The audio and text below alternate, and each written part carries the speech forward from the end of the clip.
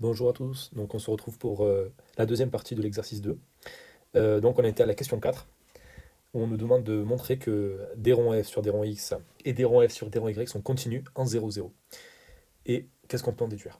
Alors pour montrer que c'est continu, pour montrer que quelque chose est continu, ben, c'est simple, on va regarder la limite. On va regarder la limite de ce truc-là, de d rond f sur d rond x. Alors il demande continu avec 0, en x en 0, 0. Donc la limite, quand xy tend vers 0, 0, de d rond f sur d rond x. Et ça, il faut que ce soit égal à d rond f sur d rond x. Pardon, j'écris bien. D rond f sur d rond x en 0, 0. Voilà ce qu'on doit vérifier. Astuce de calcul pour vérifier ça.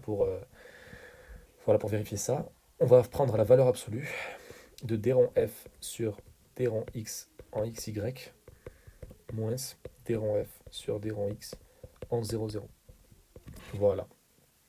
On va calculer ça. Donc maintenant, il nous faut calculer d rond f sur d rond x en xy. Alors ça, on l'a. D'après les questions précédentes, ça vaut 0. Et donc, il nous faut calculer cette quantité-là. Donc, ben, ça va être... bon, là, c'est calculatoire, quoi. Il n'y a pas besoin de beaucoup de connaissances. D rond f sur d rond x en xy. Eh bien, vous allez dériver. Vous allez dériver, regardez à gauche, la fonction. Alors, bien sûr, il faut prendre x et y appartenant à R de privé de 0, 0. Tac, tac. Et donc, vous allez dériver cette quantité-là. En quantité, vous calculez ça. Donc, vous faites la dérivée. Vous allez avoir... alors, je vous épargne les calculs, là. Vous allez obtenir, alors pour d rond f sur d rond x, vous allez obtenir y facteur de x au carré moins y au carré sur x au carré plus y au carré. C'est simplifié. Hein. Plus 4x carré y3 sur x au carré plus y au carré, le tout au carré. Voilà ce que vous allez obtenir. Donc maintenant qu'on a d rond f, on va pouvoir faire les calculs. Donc c'est parti. On a dit que ça c'était 0, donc il nous reste finalement à calculer juste seulement d rond f sur d rond x en xy en valeur absolue. Voilà. Hop là. Donc ça c'est égal à quoi? Ben, c'est égal à la valeur absolue de cette quantité-là. Je ne vais pas la réécrire. On va dire donc que c'est inférieur ou égal, du coup, inégalité triangulaire. Donc on va tout prendre. On va tout prendre comme ça. Donc on va dire que c'est tac x au carré. Rappelez-vous de l'astuce pour le numérateur sera quoi? X au carré, tac, plus valeur absolue de y au carré. Là on peut le mettre là le carré, c'est pas un souci. Tac. Ensuite x au carré plus y au carré, c'est toujours une quantité strictement positive. Positive ou nulle, bah après là on a privé de 0, 0, donc strictement positive. Donc pas besoin de mettre les valeurs absolues. Continuons. 4 x au carré, y la puissance 3, divisé par une quantité qui est toujours strictement positive. Tac, au carré. Très bien. Ok. Maintenant, il faut majorer ce truc-là. On va utiliser... Alors là, on pourrait utiliser le fait que tout vecteur en valeur absolue est inférieur ou égal à n'importe quelle norme de Rn. Donc je vais vous l'écrire, c'est-à-dire que la valeur absolue de n'importe quelle quantité, par exemple x, valeur absolue de x, elle est inférieure ou égale à n'importe quelle norme de xy, n'importe laquelle. 1, la 1, la norme euclidienne, la norme infinie, etc., etc. Donc là, on va choisir la norme 2. Pourquoi? Parce que là, vous voyez, ça ressemble un petit peu à la norme 2, quoi. Voilà, donc on va prendre la norme 2 ici. Et donc, on va bien écrire ça. On va dire maintenant, posons R est égal. Alors, voilà, pour pas se traîner la norme de xy euclidienne, on va écrire R. Voilà, xy 2. Voilà. Donc, du coup, cette quantité-là, elle est égale à quoi? Égale, pas inférieur égal. Attention, sinon c'est faux. Alors, on réécrit la même chose, et au dénominateur, on va seulement remplacer par le R. Donc, x au carré plus y au carré. Ben, c'est quoi? C'est R au carré. D'accord? Donc, je mets un petit rappel. La norme de xy, la norme 2, c'est égal à quoi? À la racine carrée de x au carré plus y au carré. Sauf que là, on n'a pas racine carrée. Là, la racine, elle a disparu ici. Donc, il faut mettre au carré. Donc, c'est pour ça que je l'ai mis R au carré. Voilà. J'efface. Tac. Continuons. Donc, je réécris en haut la même chose. Tac. Tac. Voilà, on majore au numérateur, pas au dénominateur. D'accord? Là, juste, je réécris, c'est une égalité. Je rappelle, c'est une égalité. Donc, 4, x, 2, y, 3. Et en dessous, ça sera r à la puissance 4. Donc, si vous avez bien suivi, ce sera r à la puissance 4. Voilà. Maintenant, on peut majorer. Donc, ça, le y, on peut le remplacer par r, du coup, sur r au carré plus r au carré, sur r au carré, plus 4r au carré, r à la puissance 3, sur r à la puissance 4. Ok. Ça, c'est égal à quoi? Les R, il va partir avec le 2, R4. Là, on va avoir du R5. Tac, tac, tac. Il va nous rester juste du R, 4R du coup. Là, on les a fait partir. 2R carré plus 4R au carré. Alors, pardon, c'est R. Il reste un R. Voilà, donc 2R plus 4R au carré. Et ça, cette quantité tend vers 0 quand R tend vers 0. Voilà, donc, donc si on revient ici, on a montré que ça, en valeur absolue, tendait vers 0. Donc, qu'est-ce qu'on en déduit au final?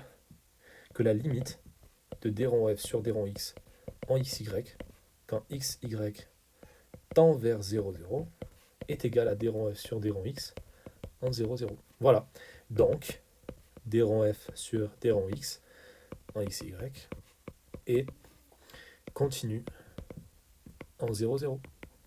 Voilà. Maintenant, on va passer à d rond f sur d rond y.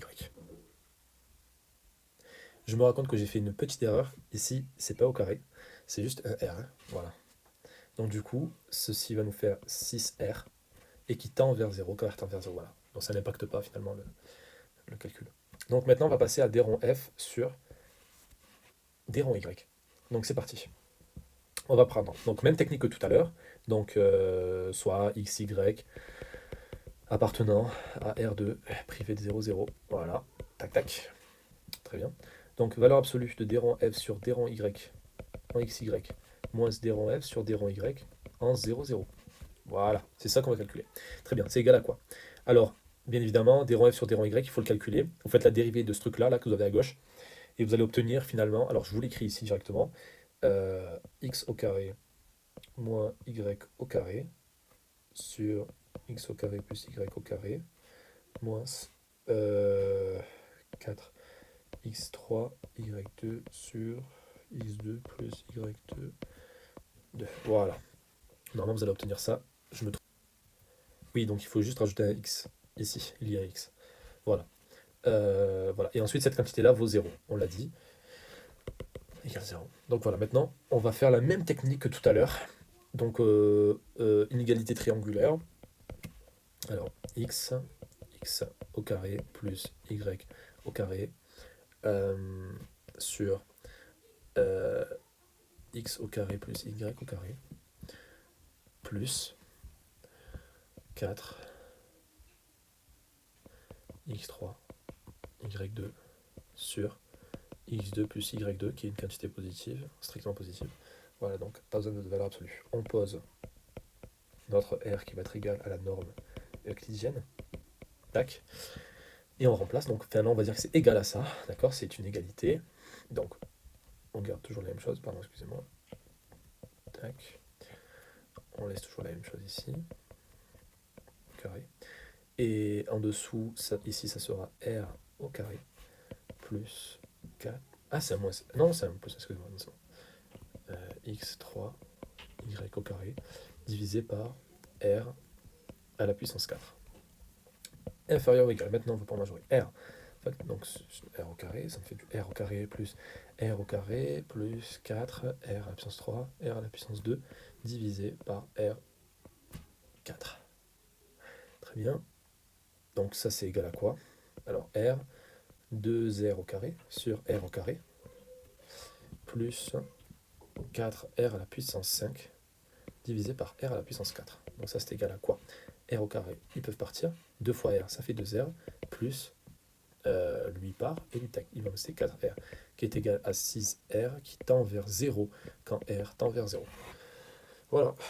Donc c'est comme la même chose. Voilà, c'est la même chose que tout à l'heure, pardon.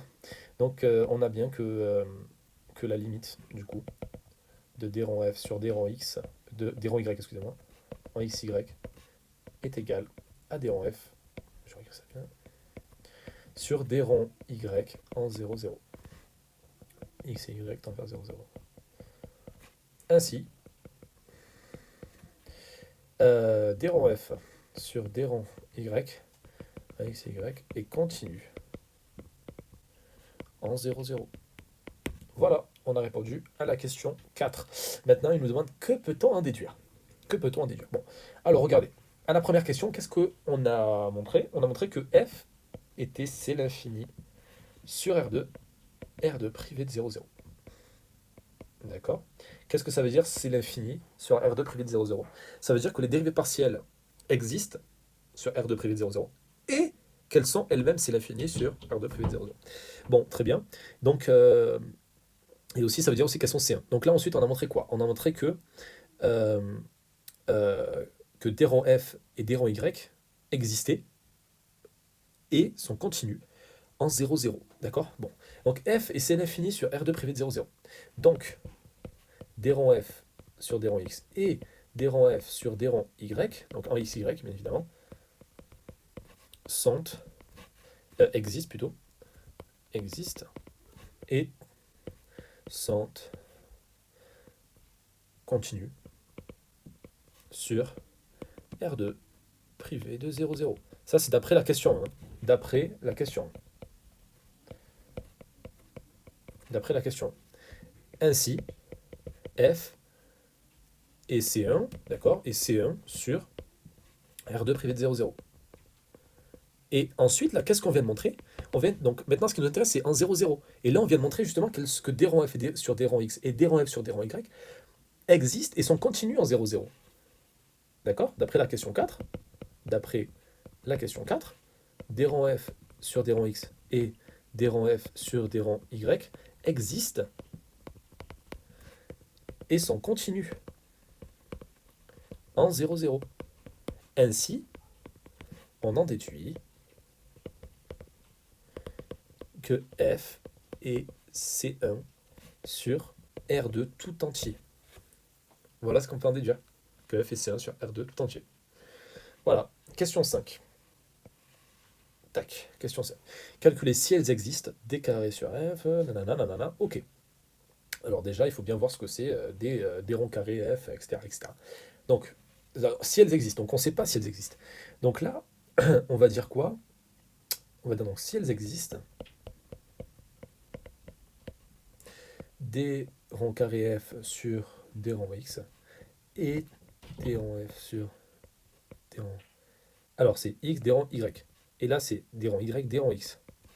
Si elles existent, alors, deux points. Et là, on va dire à quoi elles sont égales. Bon, alors, commençons par celle-là. D carré F sur des rangs X, des rangs Y. C'est égal à quoi? Donc, pour bien le voir, c'est quoi en fait? En fait, c'est des rangs F sur des rangs Y. Ce qu'on a calculé, vous voyez. Et alors, tout ça, on va le dériver par rapport à X. Ok? Et donc là, en fait, on nous demande en 0, 0. Vous voyez? En 0, 0. En 0, 0, excusez-moi de ne pas l'avoir précisé. En 0, 0. Très bien. Donc en 0, 0, on a bien évidemment, on le sait quoi? On sait que c'est la limite. D'accord? Alors c'est égal à la limite de d rang F sur d rang Y en x 0 moins d rang F sur d rang Y en 0, 0 divisé par x. Donc on va dire soit x appartenant à R étoile. Voilà ce que l'on a. Donc tout ça, nous l'avons calculé. Hop là, excusez-moi. Oui, il y a un petit truc jaune. Je sais pas trop ce que c'est. Bon, enfin. Voilà, donc d rang F sur d rang Y, on l'a calculé en haut. Alors je le retrouve,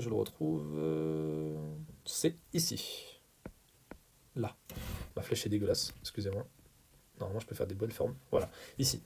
Donc, si jamais on remplace x par 0, pas y par 0, excusez-moi, là, on va obtenir, donc ça vaut 0, du coup, 0, on va avoir du x au carré sur du x au carré, et on va obtenir que du x. Moins, là, si y vaut 0, tout ça vaut 0. Donc ça s'annule, et là, il va nous rester seulement x. Hop là. Du coup, euh, la limite de tout ça. Alors, on va réécrire les choses bien comme il faut. D rang f sur D rang y en x, 0, moins D rang f sur D rang y en 0, 0, divisé par x. Alors, regardez, remplacez D rang f sur D rang y, et vous mettez x et y égale à 0, 0. Vous allez obtenir 0. Donc tout ça, c'est égal à 0. Et ça, on a dit que c'était égal à x. On a obtenu x. Du coup, on obtient x sur x, qui est égal à 1. Et 1 tend vers 1 quand x tend vers 0. Donc d rang f sur d rang x. Alors, d rond y est égale à 1. Si elle existe, hein, si elle existe. Voilà, maintenant calculons des carrés, des ronds carrés f sur des ronds y, des ronds x. À quoi c'est égal? Sur des ronds x. Alors c'est égal bien évidemment à la limite de d rond f sur d rond x moins d rond f sur d rond x. Alors ça c'est en 0, 0. Là c'est en 0 y divisé par y. Donc soit, on va écrire soit y appartenant à R étoile.